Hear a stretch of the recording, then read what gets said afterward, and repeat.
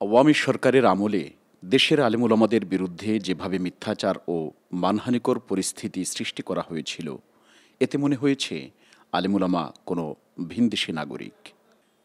আবার তাদের বিরুদ্ধে মিথ্যা মামলা দায়ের করে গ্রেফতার ও হয়রানি করা এবং মিথ্যা তথ্য দিয়ে জঙ্গি নাটক সাজিয়ে নিরীহ আলেমদের ফাঁসানো হতো হরহামেশা।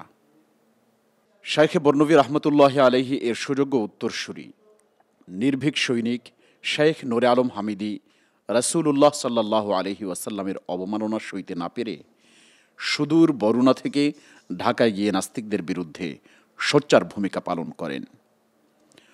তৎকালীন ডিএমপি কমিশনার মনিরুল ইসলাম তাকে পাকিস্তানি নাগরিক সাজিয়ে মামলা দায়ের করে। সাজানো মিথ্যা ও কাল্পনিক অভিযোগের ভিত্তিতে 22/2/2013 ইংরেজি তারিখে ঢাকার কাঁটাবন মসজিদ থেকে জুমা পরবর্তী সময়ে তাকে গ্রেফতার করে কাশিমপুর হাই সিকিউরিটি কারাগারে 1 মাসেরও অধিক সময় বন্দি রাখা হয়।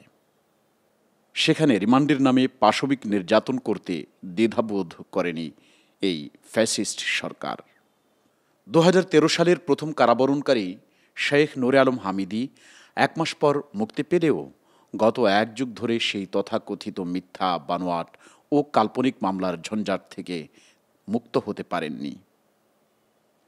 মামলার ধারাবাহিক কার্যক্রম পরিচালনায় বারবার হ্যস্ত হচ্ছেন শেখ নূরে আলম হামিদি।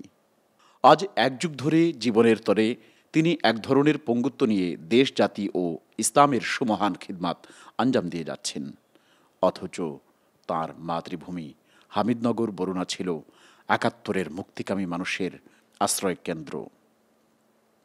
এই চ্যালেঞ্জিং সময়ে দেশ নির্মাণের প্রত্যয়ে এগিয়ে আসার জন্য উষ্ণ অভিনন্দন জানাই শেখ নূরে আলম হামিদি সহ যত আলেম ওলামা এবং দেশপ্রেমিক জনতা ষড়যন্ত্রমূলক মিথ্যা মামলার আসামি, তাদের প্রতি ন্যায় ও ইনসাফ প্রতিষ্ঠায় কার্যকর ও দ্রুত পদক্ষেপ গ্রহণের আশাবাদী এই বাংলার আলেম সমাজ।